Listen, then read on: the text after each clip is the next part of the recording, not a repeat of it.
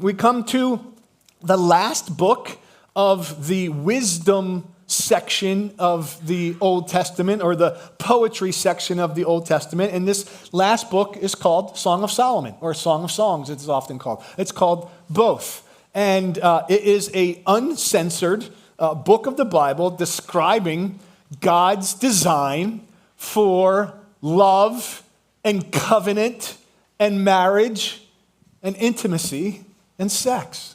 And so the book traces this story. It's really what it is. It's a story. It traces the journey of Solomon and his wife, his future wife, his bride. And it starts with their initial early phase, the attraction phase, and then moves into their dating phase and into their wedding day, and then their first fight and how they conflict and how they commit to come together again after that. It's this beautiful love story that is very realistic and very graphic at times as it shares about their relationship emotionally, spiritually, and physically.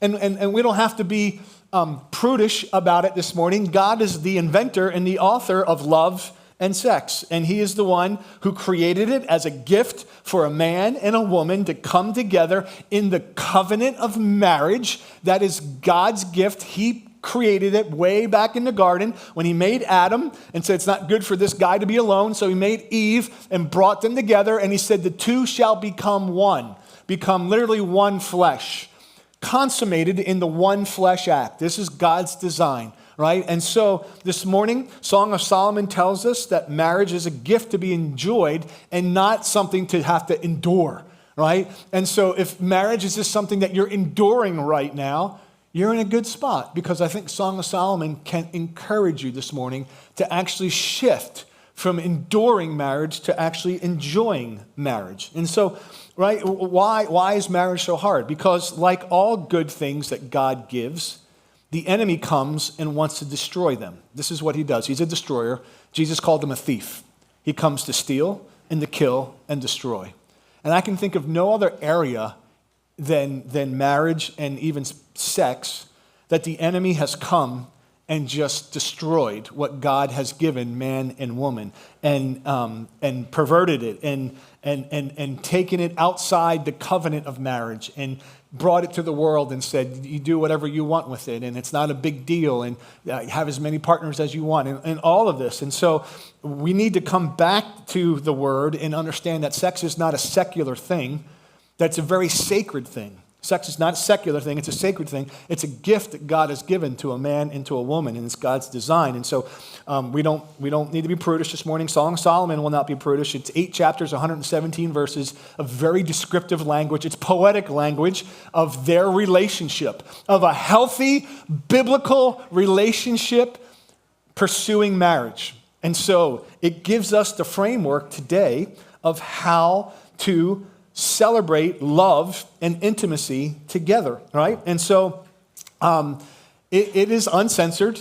In fact, it's so provocative at times that for the better part of 1,800 years, Bible scholars didn't know how this book got in the Bible and thought this can't be right, and interpreted the book and made it into a spiritual allegory. And said, this language is so provocative, it has to, here's what it is. And this is what they did for 1,800 years. The man is actually God, the Father. And the woman is actually the nation of Israel. And bedroom scenes is actually talking about the geographical land of Israel. And when they talk about kissing, it's God giving the law to Israel. That's bad Bible interpretation, y'all. That's not what this book is about. This book is actually about a real man and a real woman and a real love story and real intimacy, right? But we didn't know what to do with it because it was so kind of raw at times, and it's a reminder to us of this beautiful gift that God has given us, but to be done in the sacred bounds of covenantal marriage. And so it's interesting, Ecclesiastes, which we did last week, Solomon also wrote. Solomon wrote Ecclesiastes at the end of his life. We said that last week, remember? After he lived his whole life and he experienced everything there was to experience under the sun, and he found it all to be what? Meaningless, but come on, I taught you a better word than that. Hevel, right? Everything is hevel. Everything is futile. Everything is meaningless. It's like chasing after the wind. And he wrote Ecclesiastes at the end of his life after he had it all and said it all doesn't matter.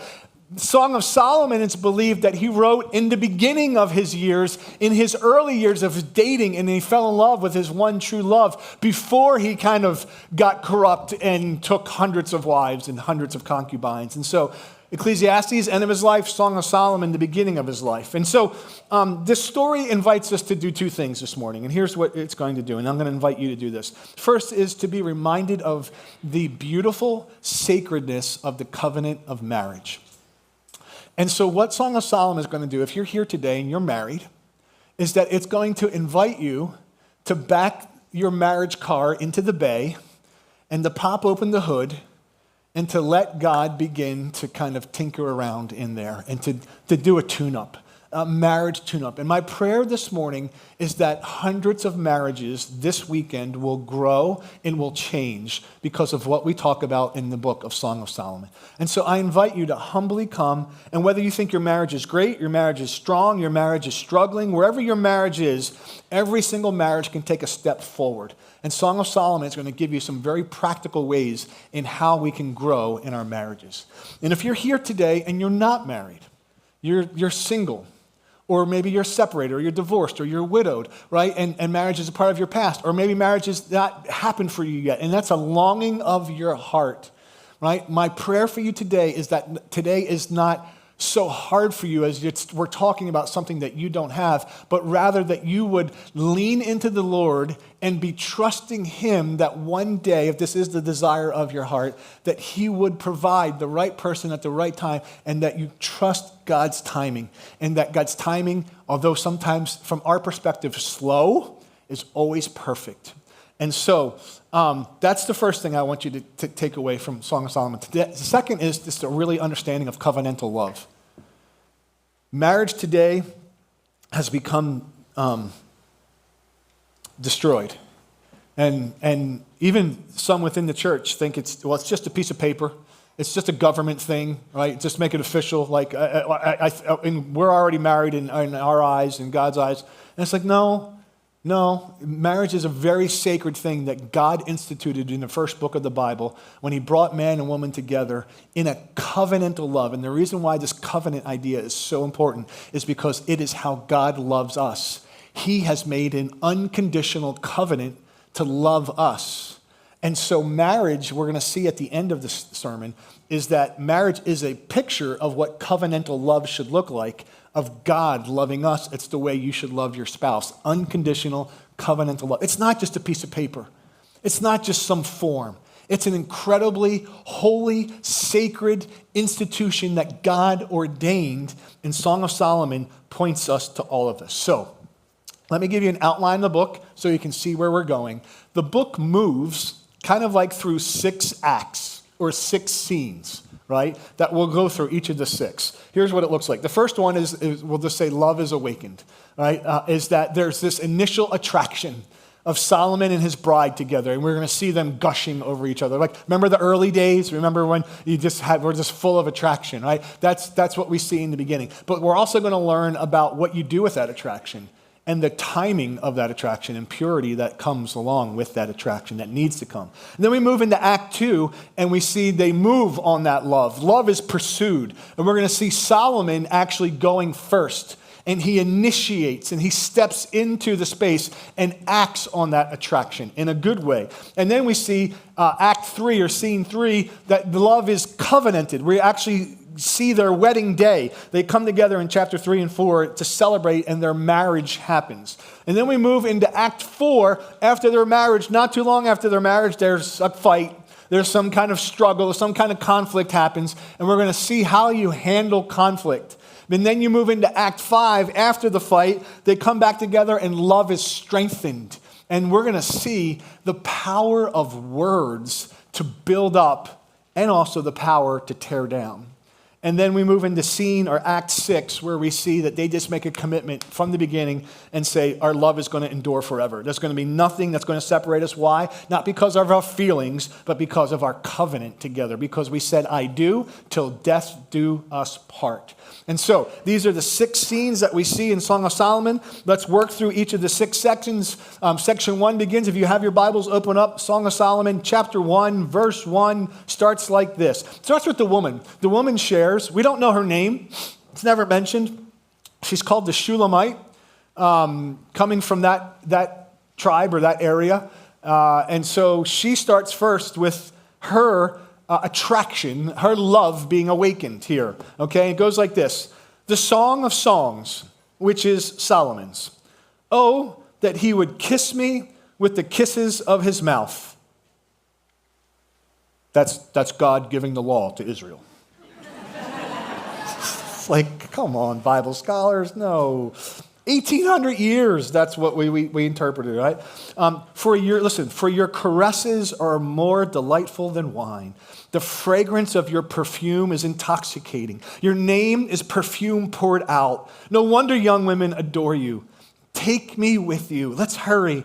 Oh, that the king would bring me to his chambers. We will rejoice and be glad in you. We will celebrate your caresses more than wine. It's only right that they adore you, right? And so we see this just strong attraction, right? These early days of just, you can't stop thinking about the other person, right? We see that. And so Song of Solomon reminds us that physical attraction to one another is good. God designed it that way, that it's right for a man to be attracted to a woman that way and a woman to be attracted to a man that way. That is the way God designed it. Physical attraction is good and it's important, but it's not the only thing that we're going to see. That it can't just be what a relationship is based upon, physical attraction. Because if a relationship is only based upon physical attraction and nothing else, it's a relationship based on the physical, and it's going to lead you down a path that Solomon is going to warn us and say, don't get on that path. As a matter of fact, chapter 2, verse 7, it gives a warning, especially to young people here. So listen, if you're a young generation, you're not married yet, or even if you're older and you're still like have this longing, here's the warning. Verse 7, young women of Jerusalem, I charge you by the gazelles and the wild does of the field, do not stir up or awaken love until the appropriate time. In other words, don't start a fire that you can't put out. Because those sparks of physicalness together leads you on a path that is a downhill, slippery slope going down that leads ultimately to physical intimacy that is designed to happen in the bounds of holy matrimony, a covenanted marriage between a man and a woman. And if you put yourself on that path and you awaken love so early, it puts you on that slope, it just leads there. And so the warning to young people is this: you got to be really, really slow about getting on that path. Don't start, if you're in here and you're 13, 14, 15. I remember when I was a youth pastor for 15 years and we'd always do a series on dating and love, and basically it was telling them wait. And so I'd have some 15-year-old boy come up to me and be like, well, how far is too far?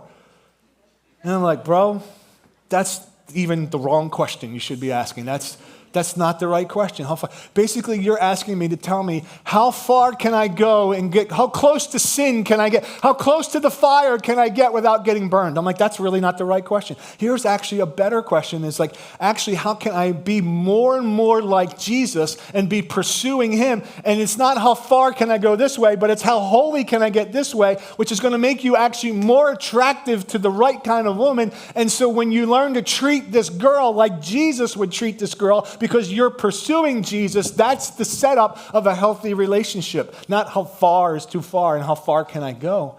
And we just used to tell, like, don't start a fire you can't put out. It puts you on this path. So listen, when you start at 14, 15 and you start being physical, then you're 16 and 17, you have to be more, and then you're 18. It just leads you down this path to start to do what married people should be doing. And so 3 times in Song of Solomon, this warning is given. Don't awaken love too early. Don't start a fire that you can't put out.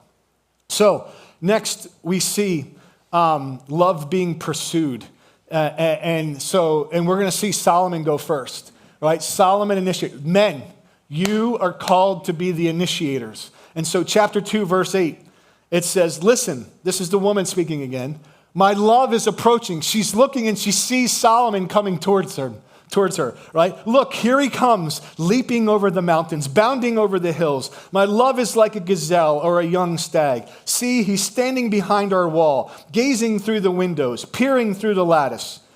Solomon might have been a little bit of a peeping Tom. I don't know. It seems a little bit unhealthy right there. But verse 10, my love, this is him, Solomon, my love calls to me. This is Solomon. Arise, my darling, come away, my beautiful one.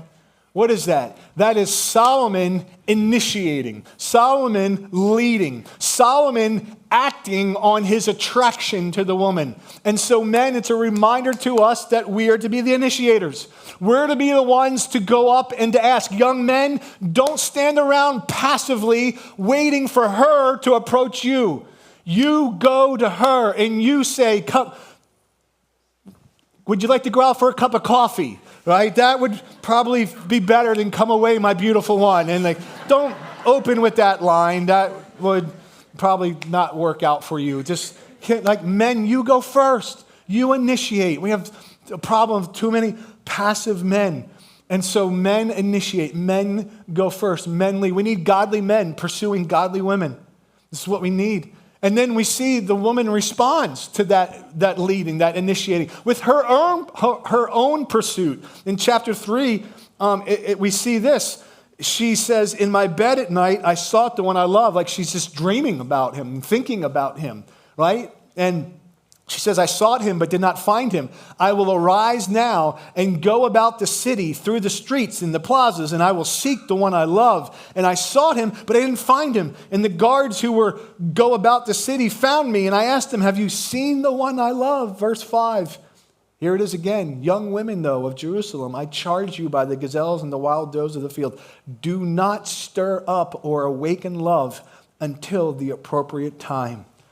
Again, the warning of not awakening love, right? So it's not wrong to have attraction. That's actually a good thing. It's the way God designed it. But there's a right thing at the right time, at the right place. Love is pursued. And so then we see in Act 3 now, the courtship has ended and they've come together and now they are going to covenant together. They're going to say, I do. And we see the wedding of Solomon and his bride. And it looks like this in chapter 3, verse 6. It's, again, the woman speaking. She says, who is this coming up from the wilderness like columns of smoke scented with myrrh and frankincense from every fragrant powder of the merchant? Look, Solomon's bed surrounded by 60 warriors from the mighty men of Israel. She's seeing Solomon come. Listen, in our day today, it's the wedding day is all about the bride, right? Nobody really cares about the guy. It's really, look at the bride, the bride, the bride. Well, in Solomon's day here, Solomon was the king.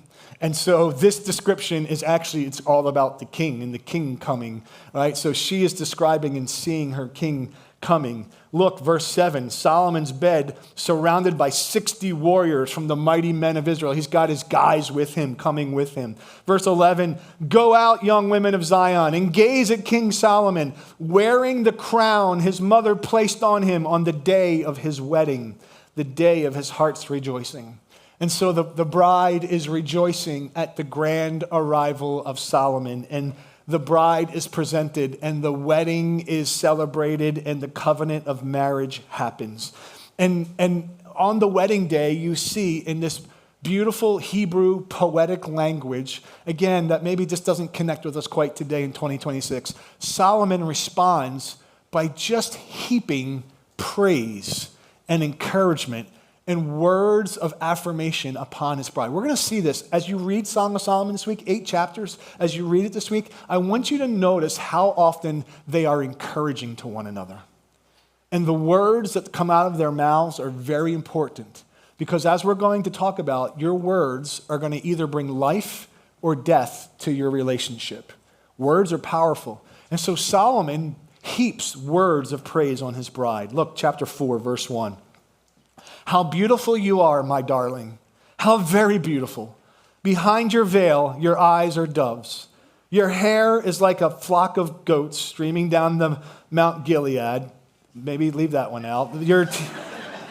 Your teeth are like a flock of newly shorn sheep. Leave this one out too, guys. Coming up from the washing, each one bearing twins. None has lost its young. Your lips are like a scarlet cord. Your mouth is lovely. Behind your veil, your brow is like a slice of pomegranate. You're absolutely beautiful, my darling. There is no imperfection in you. Listen, the analogy, this was written 1000 BC. Okay, so I promise you 3,000 years ago, these were strong words of encouragement, right? Today, 2026, not so much. The idea, though, is he is just heaping praise and heaping words of encouragement onto his bride. And you're going to see it as you read all throughout. And we'll talk about it here in the next section, the power of words. So their wedding day happens. And then not soon after their wedding day, we see now Act 4 or Scene 4, their love is tested. They have some kind of struggle, some kind of conflict. And you don't have to be married long to know that struggle and conflict is going to be a part of, you put two imperfect people together, there's going to be stuff. And so they experience stuff. And it happens in chapter 5, verse 6. She says, I opened to my love, but my love had turned and gone away. And my heart sank because he left. And I sought him, but I did not find him. And I called him, but he did not answer. And so we don't know what happened, some sort of conflict between the husband and wife. And scholars even debate back and forth whether this was a dream or this is an actual conflict that really did happen. But either way, the picture is painted that there is a struggle in marriage. Right? There is some kind of difficulty, some kind of separation that happens. And so we know that is certainly a part of marriage, struggle and conflict. And Solomon knew it too. And so this is why actually earlier in chapter 2, he says one of the probably most well-known verses in Song of Solomon. In chapter 2, verse 15, he said this, catch the foxes for us, the little foxes that ruin the vineyards. And the imagery here, it's a word picture with the idea that your marriage is a vineyard field. And it's to be cultivated and cared for and planted and sown and watered. And it's going to produce fruit. And it's going to be a blessing. It's going to be a harvest. It's going to be healthy. But there's these foxes that run throughout your fields, your marriage vineyard field. These little foxes that come and want to eat the vines and steal the fruit, and they wreak havoc on your marriage harvest vineyard field. And Solomon says, we got to capture these foxes. We got to get these foxes. We can't let these things go unattended. Solomon says, catch the foxes. And listen, every marriage has them. Your foxes in your marriage are going to be different than your foxes in your marriage, different than your, right? We all have these foxes in our marriage fields. The key is to be able to identify what they are and shoot them. Because if you do not, what will end up happening is foxes unattended create gaps. And gaps create distance. And distance creates hurt feelings and selfishness and pride. Well, and if you're not, well, then I'm not. And it continues to create more distance, which creates separation, which leads to the end of a relationship. And so foxes destroy marriages, and Solomon said, you got to capture them. This past May, Dana and I celebrated 30 years of marriage. And so it has been an amazing 30 years. And so if there's one thing, thank you, if there's one thing that we learned is that if you are not intentionally working on growing your marriage, coming together, you will by nature just begin to drift apart. And differences become actually problems, right?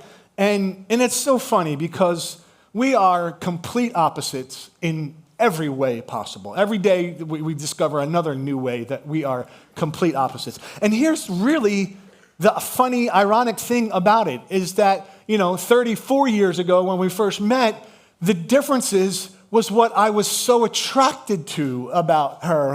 Like opposites attract. And like she was the complete opposite of me in every way. And like she completed me, right? And like this yin and yang kind of way, and like the attraction was there, and because she was so different than me, and I was like, and I love that. And now, after 30 years, our differences have grown because we become more like ourselves in our personality and our temperament. And so now, 30 years later, it's changed to, why can't you just be like me? Right? From, oh, I love our differences, to like, that's just wrong. The way you're thinking is just wrong. Like the way that you put the ketchup back anywhere randomly in the refrigerator, it boggles my mind. Like the ketchup goes here in the refrigerator. But she likes to play hide the ketchup. Like, is it on the door today? Is it on the top shelf? It's on the bottom shelf. It's here. Like, the ketchup lives here. It goes here. That's me, right? That's me. Or like the first 5 years of our marriage. It took us 5 years to figure this out, right? This is how smart your pastor is. We had one tube of toothpaste, and she would grab the toothpaste and, like a psychopath, squeeze it in the middle. Like, and I'm like, what are you doing? I'm like, what? You start at the bottom, and you squeeze from the bottom, and you roll it up. Like, for 5 years, we fought about the tube of toothpaste, until we finally figured out, buy a second tube of toothpaste. And now she has her own toothpaste and can squeeze it however she wants, and I have my tube of toothpaste, and I can squeeze it the right way. And so, like, all of these differences, these little foxes that show up in marriage, right? They're like, and this is funny, these things are little, like, but there's bigger ones that come, like in how you're going to raise kids, and how you're going to spend money, and what you're going to do with your time, there's so many opportunities for foxes to show up in your marriage. And I'm telling you, if you're not intentional about identifying them and shooting them, they will create distance and gaps in your relationship. And so I cannot commend to you enough our re-engage ministry that we have here at Next Community Church. And I'm challenging every married couple in this church. You need to go through re-engage. Dana and I, after 30 years, said, we're going to do it. We're going through it. We've had it here for years, and it's like, well, let's just we're going to go through it. So we are in the middle of it right now. We're going through it with some other couples here. In the middle of it, I think we're like in week 6 of 13. And it has already been so good for our marriage that what we have had after 30 years is, well, you know what? Sometimes it's just easier to just not talk about some of these hard things, so let's just ignore them. And when you ignore them, they don't go away. They just sit there silently and create gaps and distance. And so there's been some things that we've ignored over the years. And this is really, really important, because just as of yesterday, we are now officially empty nesters. Our son is gone, moved down to Florida with his job. Our daughter's out of the house. She lives in Lansdale, and now it's just the two of us again after 30 years. And it's like, okay, let's start working. And so this re-engage ministry is so good. It helps you to identify these foxes, to have some of these hard conversations that you've been putting off, and to take steps towards one another and stop fighting against one another. And it has already been so good. We need more couples that have gone through it, that are healthy, to be mentor couples. You don't have to be perfect. Your marriage doesn't have to be perfect. There is no perfect marriage, but we need more. Because right now we have 2 groups, and we have 2 classes on 2 different nights. You got to go online and sign up. And they always fill up. That fills up fast. Why? Because we can't put 13 couples in a group. It's too big. So the groups are small on purpose. And so so we need more than 2. Right now we have 2 this fall, hopefully maybe more in the spring. Go through re-engage. It will change your marriage for the better. Shoot the foxes. Which leads us to Act 5. After they fight, after some kind of conflict, their love is just strengthened again. And how their love is strengthened happens through the power of their words. Their words bring life back into the relationship and not death into the relationship. And so many marriages have experienced a slow death because of the power of your words.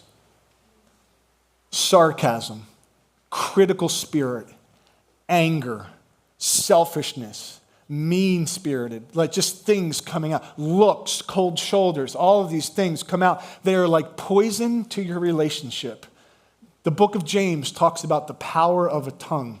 And it says it sets the world on fire with just a little spark, just these little words, the power of our words. And I want you to notice, we're going to look here in chapter 7, that Solomon, who again, he goes first, and he starts by just heaping words of praise and encouragement. After whatever kind of conflict they had, the answer is coming back and bringing words of life into your marriage. And he does so by praising his bride, by encouraging her, bringing words of life. And he does it by starting at her feet, and he just works his way up her whole body and gives words of encouragement. And again, the language isn't going to connect. It's 3,000-year-old language. The analogies don't connect. But just know that these words were words of life that he spoke over his wife. Chapter 7, verse 1, how beautiful are your sandaled feet, princess. The curves of your thighs are like jewelry, the handiwork of a master.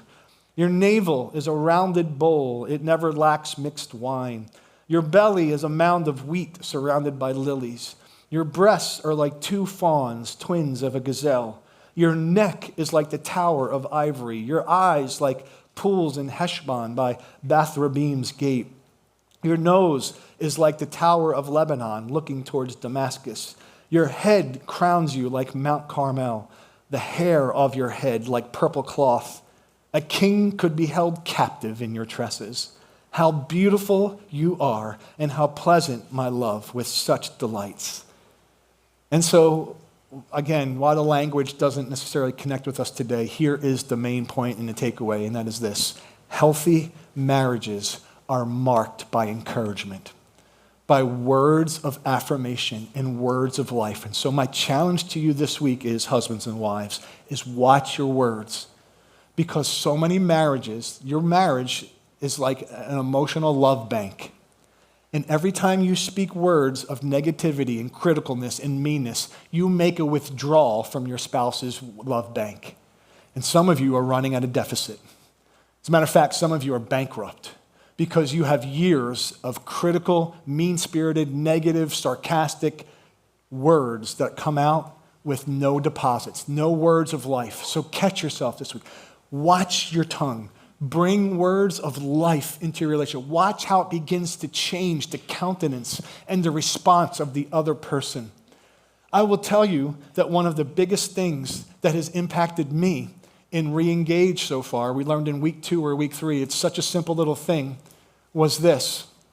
The statement was, every married person needs to draw a circle around themselves and then work on the person in the middle of the circle. That's how you fix your marriage. It's like, wait, no, because I'm not the problem. The problem is her. The problem is when she does this and doesn't do this and doesn't do this and this and that. And the answer is you are not going to fix or change your partner. That's a bad strategy to have a healthy marriage. You draw a circle around yourself and you work on the person in the middle. And when you begin to do that, you know what happens when you begin to look in the mirror? You begin to be like, I am the problem. I do have stuff. I am not doing my part. I need to bring life into this world. I need to take steps forward. And so that simple little thing, draw a circle around yourself this week and begin working on everybody inside that circle alone. And when you have 2 people that are doing that, you know what happens? The gaps begin to disappear. The distance begins to close. The foxes get shot. And you begin to experience the love of your youth again. And so that leads us to Act 6, is that their love endures forever. They make this covenant together and they say it's going to last. It's not going to be temporary. It's not going to just be based on feelings. I fell out of love. I fell out of love. It's not a feeling to fall from in the first place. It's a covenantal commitment together that no storm, that no trial, that no difficulty should be able to separate. This is what verse 6 in chapter 8 says. This is the key verse in this whole section. Set me as a seal on your heart, as a seal on your arm, for love is as strong as death. Like as strong as death is, like death is inevitable, it's unstoppable, it's going to happen. That's going to be our love. It's going to be unstoppable. It's going to be inevitable. Like it's never going to to not come. We're going to have this love for each other. And then verse 7, even if there's a huge torrent, it's not going to extinguish our love. Rivers can't sweep it away. There's nothing, no trial, no period of testing, no selfishness, no storms, no conflict, no time. It's not going to stop our love. True covenantal love lasts forever. And so early on in our marriage, Dana and I made the agreement to say we're just going to be forever, and we're taking the D word off the table. It's just not going to be an option. It's not going to be a weapon we use in the middle of a fight. It's not going to be a card that we pull out of our back. Well, then maybe we should just think about it's not an option. We're going to figure it out. We're going to work together. And we haven't done it perfect over the last 30 years, and we've made lots of mistakes, and mostly me. And so there's a lot, though, that is rooted in this idea of it's just not an option. Our love will endure forever. Why? Because we covenant together till death do us part. And under the eyes of God, that's how we're going to live. And so, where's Jesus in all this? Jesus is in Song of Solomon.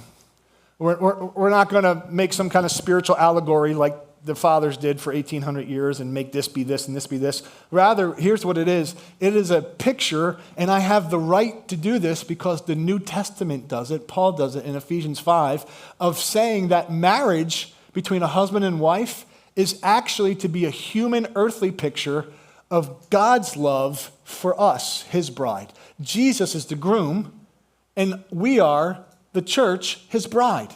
And so, like he loves us unconditionally, marriages are supposed to be in this unconditional covenantal love. Marriage is a picture of God's love for us. It's an earthly representation of a heavenly love. And so, it's not some kind of allegory we make up. The Apostle Paul in Ephesians 5 says, husbands, love your wives just as Christ loved the church. He's making the comparison. That's the kind of love that marriages should have, the kind that Christ has for the church. He gave himself up for her to make her holy, cleansing her with the washing of water by the word. This is what true love is. True love, covenantal love, unconditional love. And so, Song of Solomon is not just some love fairy tale between a man and a woman. The whole thing points to the author of love and the greatest love story ever told. It's not between a man and a woman. It's between a God and his people who loved you so much that he sent his son to die for you. And the scriptures say, greater love has no man than this, that he lay down his life for his friend. And that's what Jesus did for you and for me. The greatest love story ever. So listen, the world says, if it feels good, do it. And God says, no, guard your heart. Don't awaken love. The world says love is about taking, get what you can. No. God says love is about giving, right? The world says, well, love will last as long as you're happy. And God's word says, no. Love is a covenant for you to work through together and shoot to foxes along the way. A love that pursues, a love that encourages. So let me ask you this as we close. Does your spouse experience this kind of love? That's how we're going to close, with just a prayer. We're going to draw circles around ourselves. And let me say this. I'm going to pray for married couples here. I'm going to pray for those who are single here. Because if you're here and you're single, maybe all this was just really hard because it was all just a reminder of what you don't have and what you long for and God hasn't fulfilled yet. And so we're going to pray for you. And maybe you're here and you've already awoken love and you've started fires and you've crossed that line, and you know, the greatest gift that you can give to your future spouse on your wedding night is the gift of your virginity. It's the greatest gift. And you say, well, that gift is stale. It's gone. Well, maybe today is a day of kind of recommitting your virginity, being a second born-again virgin and saying, like, I'm going to now wait. I'm going to wait. I'm not going to just live loosely. I'm not going to awaken love. I'm going to be holy in my way I treat my future spouse someday.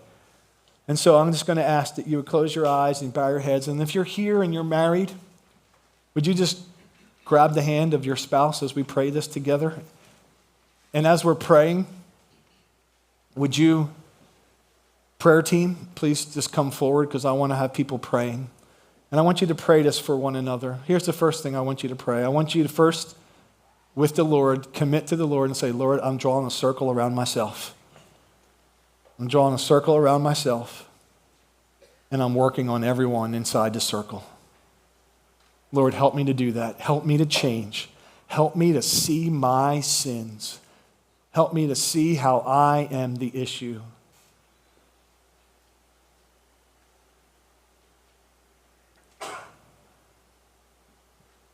If you're here and you're single, can you just pray this prayer? Lord, you know the desire of my heart. You know the things that I long for. But Father, I pray that I would keep my eyes fixed on you in the meantime. That I would pursue you more than I would pursue a man or a woman. Father, I pray that in the meantime, you would complete me. That you would be my source of hope and strength. And Father, I pray that you would provide a godly man or a godly woman.